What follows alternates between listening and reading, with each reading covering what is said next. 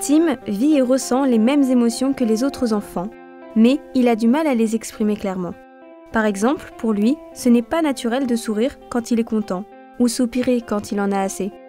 Tim exprime souvent ses émotions à travers son comportement. Il va par exemple jeter un jeu qui ne marche plus ou sautiller sur la pointe des pieds devant un aliment qu'il adore. Pour l'aider à exprimer ses émotions de façon plus adaptée, on a suivi quelques conseils. Dès que l'on comprend l'émotion que Tim est en train de vivre, on la nomme. « Tu es content Tim, tu vas manger des pâtes » et on lui montre une mimique ou un geste adapté à la situation. On a aussi pris l'habitude d'exprimer verbalement les émotions de base que l'on ressent, en expliquant à Tim ce pourquoi on les ressent. « La musique est finie, je suis en colère !»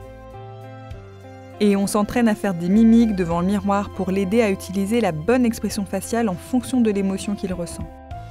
On sait que ce travail peut être long et délicat, car il y a tellement de façons d'exprimer nos émotions. Mais pour aider Tim, on caricature les expressions faciales, comme avec le jeu des smileys qu'il aime tant.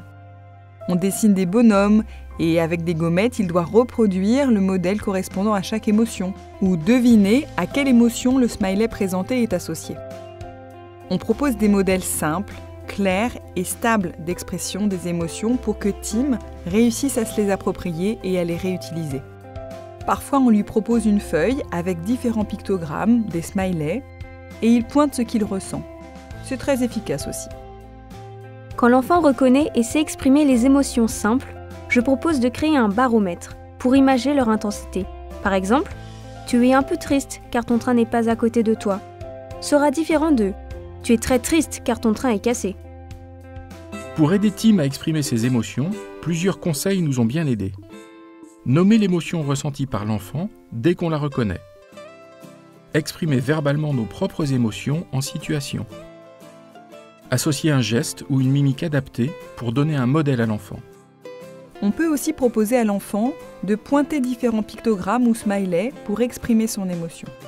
On va essayer de proposer des modèles d'expression clairs, stables, des émotions, pour aider l'enfant à se les approprier.